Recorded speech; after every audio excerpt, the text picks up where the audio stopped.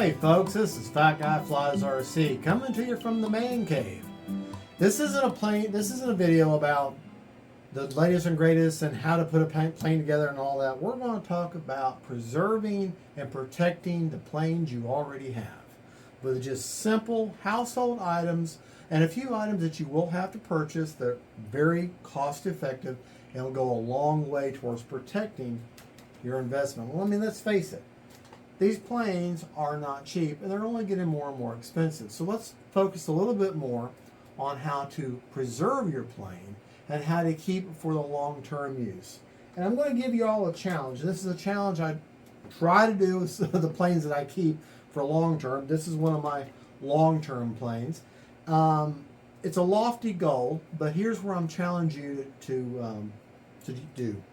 If the plane costs you $250, one flight for every dollar spent.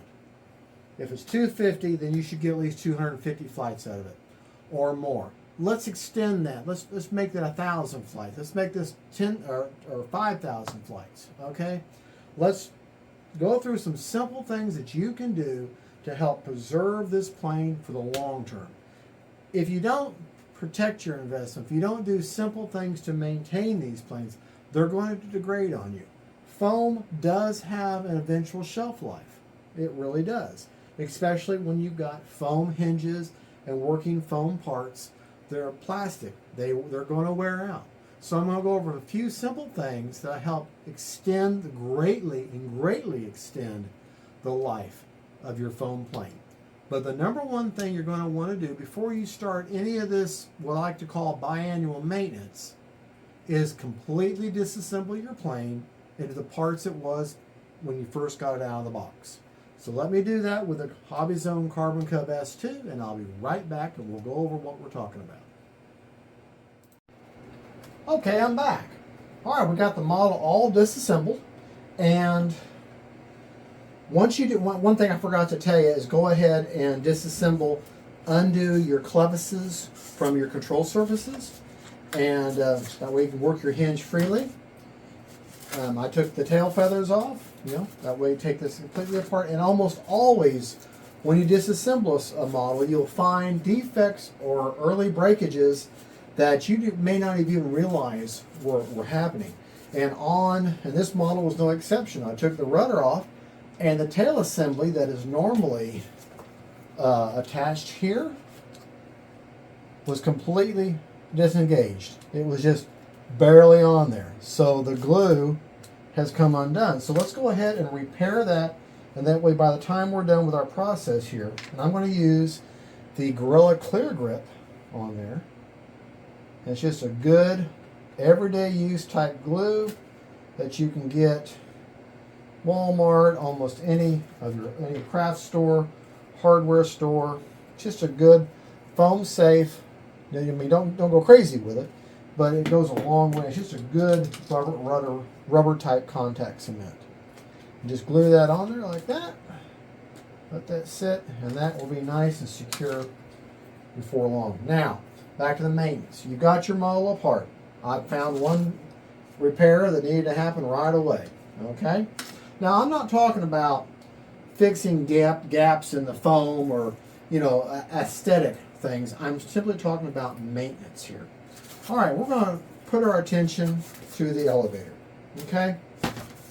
I've got it completely disconnected, and I can already see you can kind of see there's a shiny sort of laminate in the foam, okay? And I've got this pulled and masked, and you can see there's little areas like right there, here, where that laminate's starting to come up. And when that happens, let me see if it's not as bad on the underside here. But as that laminate starts to detach from the foam, that's going to allow air and moisture and other things to get into that foam hinge. And what's going to happen to that foam hinge? It's going to become brittle, it's going to become dry, and the next thing you know, and it's not going to hold, and next thing you know, you're going to lose your elevator, and now you're going to have a very bad day. So let's talk about preserving this hinge. And these are the simple everyday items. Q-tips. Okay? Take a Q-tip, run that Q-tip through there, okay? I'm trying to get any glue, any loose debris, anything that's stuck in there. I'm cleaning that out, basically. Just rubbing that off there. Then I'm going to take the item you'll have to purchase. I told Hold the Phone by Beacon, okay? You can get it on Amazon. I'll put a link in the description of this video. Basically, it's just like Elmer's glue on steroids, okay? I'm going to put it in this hinge. Not super a whole bunch. I'm going to take that Q-tip again, and I'm just going to run that through there, okay? Run that through there. I'll work that in there like that, where you see it starts getting kind of gummy. All right? Don't let that bother you. It's not going to glue in place, okay? You're going to leave it. I'm going to take it on the other side. I'll put just a dab here, here, here. Just a dab. Little dab will do you. Okay. And all I'm doing is I'm just rubbing in a nice thin bead of this on the elevator. And what that does is that creates a rubbery membrane. Then it dries clear. Okay.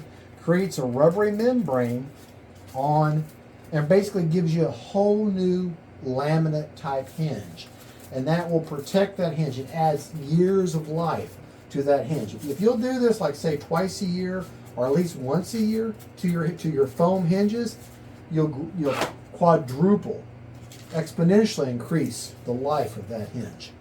Same thing. This hinge, it has very nice strong laminate there, but it is showing signs of decay. This model is a good 4 or 5 years old.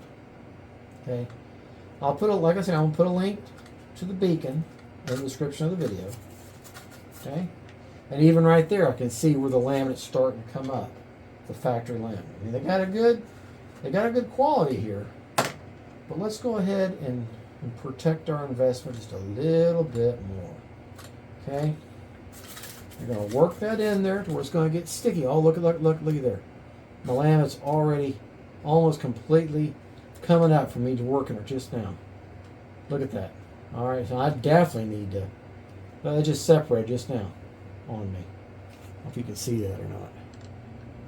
I started looking. I thought maybe it was on there. No, it's coming up. So I'm going to go ahead and just peel that piece of laminate out of there. Okay, and I'm going to let my Hold the Phone a little bit better of a bead in there. And I'm going to let that become the new layer of laminate on there. Okay. Work that in there like that. Okay, but it'd be sticky. And that probably is led to the vibration of having that laminate to delaminize. Oh, look at that on this side too. It's already starting to, I can see it coming up. Just go ahead and peel that up out of there. Okay. So that's just a real simple piece of plastic that's just been painted in there. The foam hinge is still in good shape, but let's revitalize it. Okay. All right. Now, work that in there. Work it. Okay. And that will make a nice rubbery, very solid hinge in good shape. Let that dry. Okay, put that over here, let it dry. Now we're going to turn our attention to the ailerons. Got the same sort of shiny material, but it looks like it still feels soft, it feels rubbery, so I don't think it's going to come up. But that hinge on that rudder was bad. So let me go ahead and get me a layer of the Hold the Phone in there. Just to extend the life of your hinge. Okay. Work it in there. Let it get all nice and sticky and pretty. Okay. You're just kind of working a thin layer of that hold the foam into that hinge. Now, the flap is pretty well set. I'm not going to mess with it because I really can't work it in there, but I can do it with ailerons. Flaps don't get nearly as much usage as your more traditional control surfaces like your rudder and your aileron and your elevator. Alright, work that in there like that. This laminate looked like it was good. It didn't look like it's peeling up at all. So I'm just going to add to it. Nice thin layer. Okay. And I'm going to work that in there. Let that get nice and gooey. And that's going to create a really nice rubbery seal. Okay, now while you got this clevis undone, take a look at this little piece of fuel tubing that they've got that you'll slide over the clevis there. Take a look at, does it still feel rubbery, like it's going to hold its shape? And if it's in good shape, leave it alone. Same thing with this one over here. It feels good. I don't feel that little piece of rubber, that little fuel tubing that'll go up over the clevis to hold it in place. It feels good. It feels rubbery. It doesn't feel like it's extended any or out distorted. So I'm going to leave it alone. Remember the first rule, engineers love to mess things up and try to improve them and redo them. So that's an engineer. I love engineers, but I love mechanics because the first rule of mechanics is don't fix what ain't broke. If the rubber tubing is in good shape, leave it alone. All right, our elevator hinges come along nice. All right, and we know our elevator, our rudders come along nice. So let's take a look at our wheels. Okay. I'm going to try to pull on the wheel collar. It has a little adjustable wheel collar there. I'm going to try to pull on it a little bit. Can I move it with my hand? Does the wheel turn freely? Yes, it does. Okay. Same thing over here. Is it the wheel collar that's tightened in? Does it feel strong? Can the wheel turn freely? Yes, it can. Do I feel like I can pull those wheel collars off? No. Okay, so we're in good shape there. I don't see any defects in the wheel. Looks fine. Okay. Oh, as a side note, for this particular plane, these little wheel pants, when you buy them, or when it comes to the plane, they pop off real easy. So if you'll take these little perforations, wrench a couple little black zip ties through there, zip tie them down, that wheel pant will never come off again. That's just, has nothing to do with the maintenance. That's just side note. Now, take a look. Oh, my battery hatch. Whereas it opens, the mechanism here is very, very loose. So let me just go ahead and just tighten that up. Okay. All right. Yeah, that's much more. It's got some resistance. I'm going to look in my battery bay. Any foreign objects, anything here doesn't look like it doesn't belong. I mean, obvious. You should be catching this whenever you come home. Everything looks good there. Okay, I'm looking down the sides of my fuselage. Do I have any kind of obvious defects other than the normal pitted parts of damage and wear and tear? Does everything look okay? Yeah, I've got all kinds of wear and tear, but that's just normal hanger rash. Now I'm going to look at the fuel tubing that's on the, this is what the elevator lead. Does it feel good and strong? Does it feel like it's got, it's not distorted or got any breaks in it? It feels fine. I got good resistance on my servo. Same thing with this fuel tubing over here. Does it feel good? Does it feel rubbery? Does it feel like it's lost its integrity? No, it's fine. It's fine. So we're not going to mess with that. Okay. I'm looking for any breaks in my plastic, anything that screams out, hey, we need to repair that. And that's fine. Now, look inside. Okay. Do any of the wires appear like they've been pinched or kinked unnecessarily? Okay. Where I'm going to grab the arms of the servo arms, do they feel like they're in tight? Do I feel any wiggle or wobble in them? Do they feel good and secure? Can I move them and see a reaction? Down, see, I'm moving with my fingers. Okay. I don't know if you can see it or not. See the stuff moving? Okay, they sound good. Okay, now, my motor. I don't know if you can hear that or not. Grab and hold the motor. Turning it, feeling it as it turns. Do I feel or hear any grinding noises? Does it feel like there's some resistance? I turn all the way around. Do I just feel the normal? You know how magnets go over other magnets, you have like a slight little pop, pop, pop, pop, or a slight little skip over it. Does it feel normal? Does that feel like just a normal little skip over magnets going over each other? Does that feel, or do I feel any clicks or anything wrong in there? And it feels fine. Now, look at your propeller. Any nicks or cuts, chips, anything in that propeller, does it look like it's even? You know. These are little things you're going to look at. Okay? All right. Now that we kind of looked everything over. We looked at the wheels. We looked at the motor. We know the plane runs fine because it just flew the thing. Okay? We know our servos and our control arms, everything works. And we've now treated our foam hinges. Okay. Now, hold the foam, like I say, is something you can get. Simple little line of defense.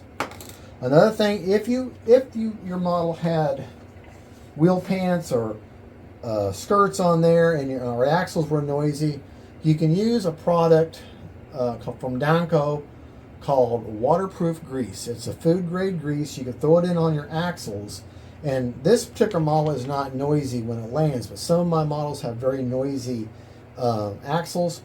This little product here, little tube of it, called Danco waterproof grease, and it's for food grade. It's like for food preparation machinery. A little tube is like 13 bucks, but it'll last you to do 150 models. You just put a dab on the axle, that's all you need. So that's more than enough. Good investment. All right, now I'm going to take another household item, Mop and Glow. I think this is like $12 for 32 ounces. Some old socks that you've worn out. All right, and I'm going to show you how I like to do day-to-day. Now, annually, here's what I use annually on a model. When I want to give a nice clear coat to a model, I'll use this product here. Polyacrylic, the clear gloss, and I'll just spray paint a nice layer on the whole thing.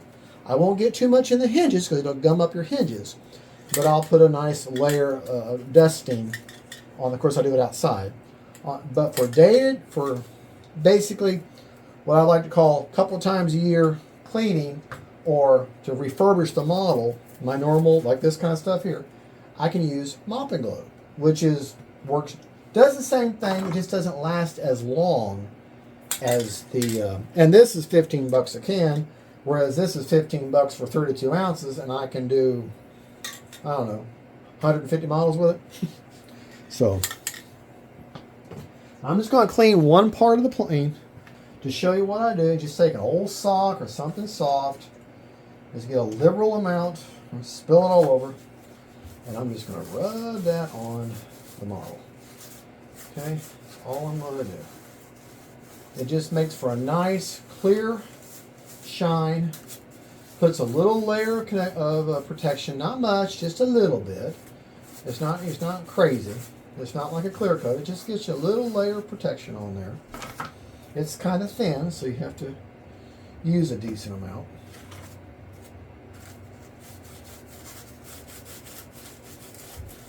And I just rub that on there. Okay.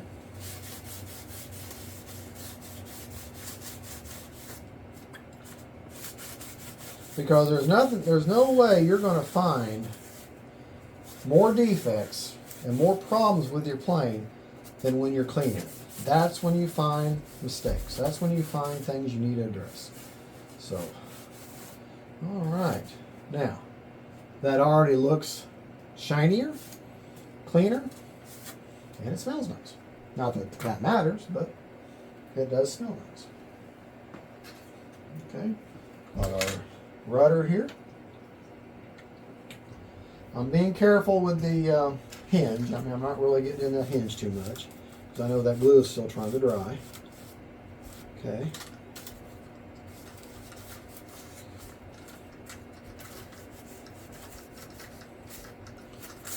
And this just makes for a nice, clean, shiny surface.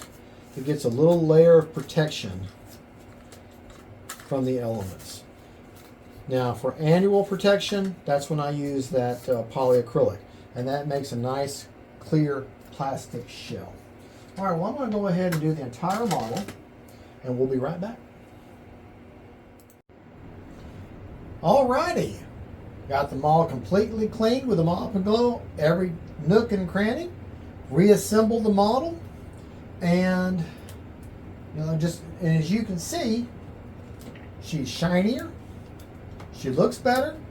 I now have peace of mind knowing that my hinges are protected, that all my working parts, my servos, my hinges, my motor, everything is in good working order.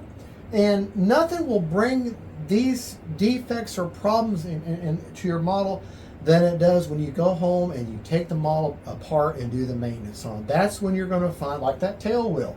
I did not know that. That was a surprise to me. This is the time when you can fix it, because the last thing you want to do is have a failure in the air. Now, let alone at the field, but in the air. Okay? So if you come back here, and the point of this was not just trying to make your model look pretty by getting a nice clear coat and making it look pretty.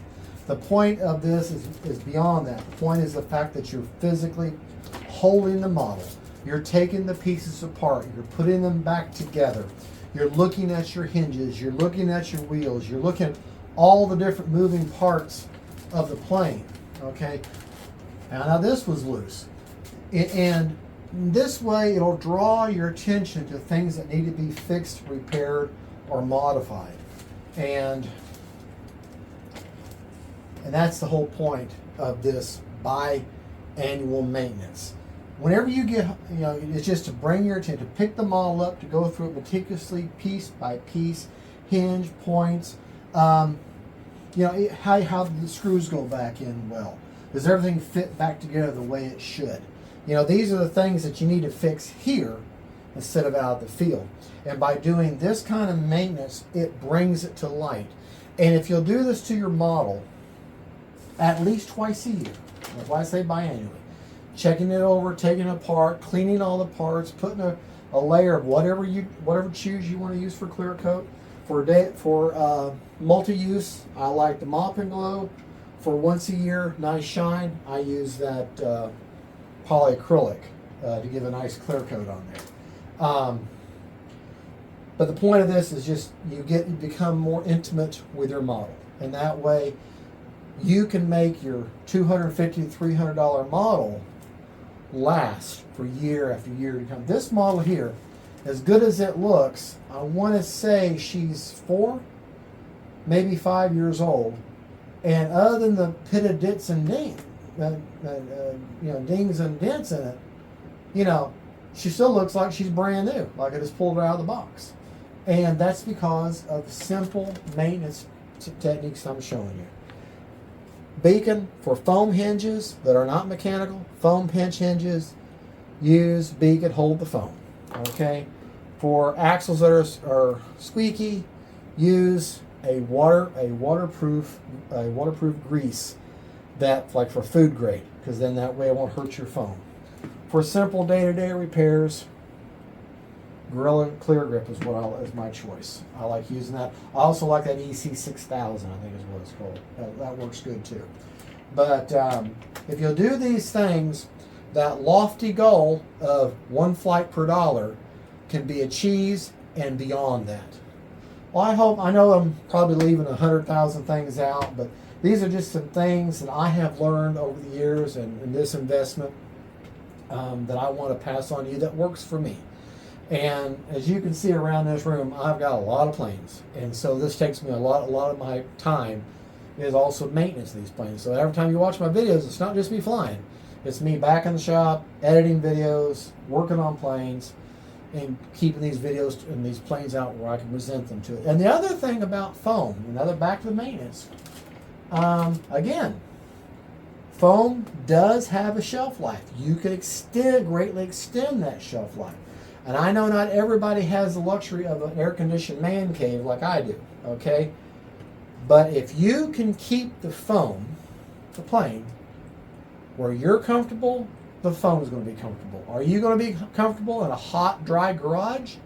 No, you're not. Are you going to be comfortable in a super cold shed out back? No, you're not. Neither is your foam for long-term storage. Now, for short-term, maybe for, you go up north and you come back, that's fine. But for long-term, year after year storage, the foam's comfortable where you are. So, you do what you have to do. But if you'll do these maintenance things I'm talking about, and you have to store these things in a hot, dry garage or a cold, dry shed, then, or even a wet shed, if you have to, where it's going to be exposed to elements, then you definitely need to do these maintenance things. You definitely need to keep a clear coat on your foam. You definitely need to keep the hinges workable, subtle, and healthy, because age and elements is what's going to kill the foam hinge. And the last thing you want to do is lose an elevator, 75 feet up doing a maneuver, because then you're going to have a very bad day. Okay? So these are just my advice and what I do to keep my models looking and performing like they're brand new. Thank you for watching. Don't forget to like and subscribe. God bless each and every one of you, and have a wonderful Merry Christmas. I hope you didn't gain too much weight on Thanksgiving. God bless each and every one of y'all. And thank you for being a viewer, a subscriber, or just stopping by to see what Fat Guy's all about. Y'all have a good one. Bye-bye.